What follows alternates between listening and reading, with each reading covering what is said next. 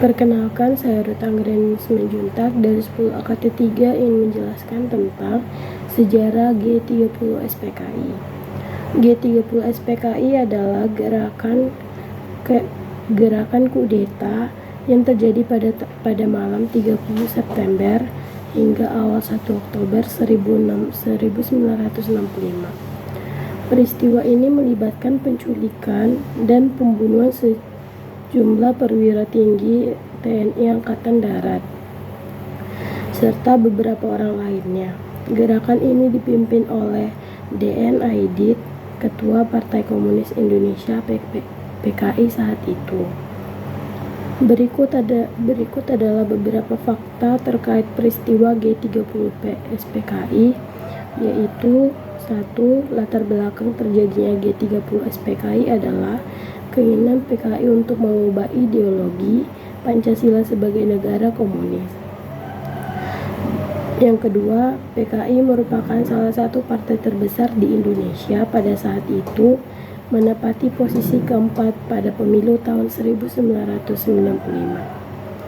Yang ketiga, gerakan ini berakhir setelah RPKAD atau Resimen Pasukan Komandan Angkatan Darat berhasil mengambil alih markas para pemimpin gerakan di Halim Perdana Kusuma pada tanggal 2 Oktober 1965.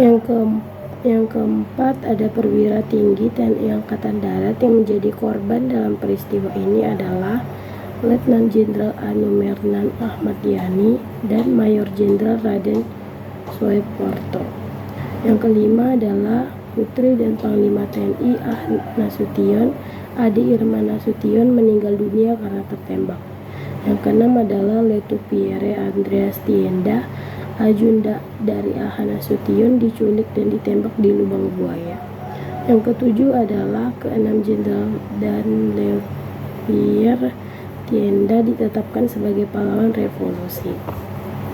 Gerakan G30 SPKI merupakan gerakan yang bertujuan untuk mengkudeta pemerintah Presiden Soekarno mengubah Indonesia menjadi negara komunis. Gerakan ini yang dipimpin oleh Aidit yang saat itu merupakan ketua dari PKI. Meletusnya peristiwa G30 SPKI didorong oleh persaingan politik antara PKI dan TNI yang dipicu kekhawatiran atas kesehatan Presiden Soekarno yang menurun pada 1965. Soekarno pingsan di awal Agustus setelah berpidato. Spekulasi tentang siapa yang akan menggantikan mulai muncul. Dan Aidit merupakan pakar sejarah pada masa rezim Presiden Soeharto, merupakan datang utama gerakan 30 SPKI. Gerakan G30 SPKI bergerak atas satu komando yang dipimpin oleh Komandan Batalion 1 Cakrawirawa Letnan Kolonel Untung Syamsuri. Soeharto memiliki peranan yang besar dalam perjuangan mempertahankan kemerdekaan Indonesia. Salah satu peranan Soeharto adalah dalam satu peristiwa G30 SPKI. Lubang Buaya terletak pada Kecamatan Cipayung, Jakarta Timur, yaitu Jaktim. Lubang buaya menjadi tempat pembuangan di mana mereka dimasukkan ke dalam lubang kecil sehingga menjadi satu orang numpuk di dalamnya. Dilansir dari Kompas, jenazah 7 pahlawan revolusi baru ditemukan pada 3 Oktober 1965. Sebuah sumur tua di Lubang Buaya, Jakarta Timur. Sumur tua itu memiliki kedalaman sekitar 12 meter dan diameternya 0,75 diameter. Siapa yang menemukan mayat di Lubang Buaya? Menurut Mauli Sailan, yang menjabat sebagai Wakil Komandan Cakrawirawa pada saat G30S, jenazah para perwira TNI AD di Lubang Buaya ditemukan oleh pasukan Cakrawirawa dan RPKAD atau Resimen Para Komandan Angkatan Darat.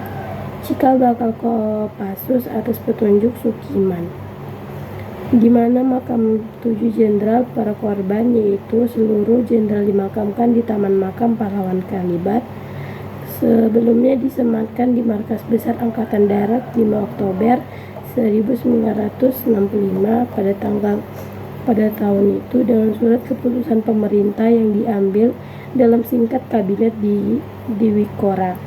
Pada tanggal perwira TNI AD tersebut diterapkan sebagai pahlawan revolusi. Misalnya, Lubang Buaya menjadi saksi bisu pembantah secara keji 6 perwira dari 1 Kapten Tentara Nasional Indonesia Angkatan Darat yang mendapat gelar pahlawan revolusi sekaligus pahlawan nasional. G30 SPKI adalah gerakan yang memiliki tujuan untuk menggulingkan pemerintah Presiden Soekarno menjadi mengubah Indonesia menjadi negara yang menerapkan sistem komunis terhadap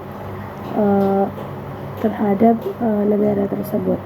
Gerakan ini dipimpin langsung oleh Den Aidit. Awal gerakan ini mengincar para perwira tinggi TNI AD yang dianggap penghalang kelompok PKI untuk melancarkan rencananya. Saat malam itu, peristiwa G30 SPKI ini terjadi. Terdapat banyak peristiwa yang korban yang gugur. Tidak hanya para perwira tinggi TNI AD saja, namun terdapat korban lainnya di luar negeri PKI. Sebelumnya, Jenderal Soeharto telah mengetahui tentang adanya penculikan dan penembakan sekitar pukul 6.30 1 Oktober 1965. Saat berada di kediamannya yang di dekat dengan rumah para korban menentang mereka. Menurut Asep, mitos larangan membuka pintu pada tanggal 30 September itu berasal dari film 30 SPKI yang sempat menjadi tontonan wajib masyarakat Indonesia pada masanya.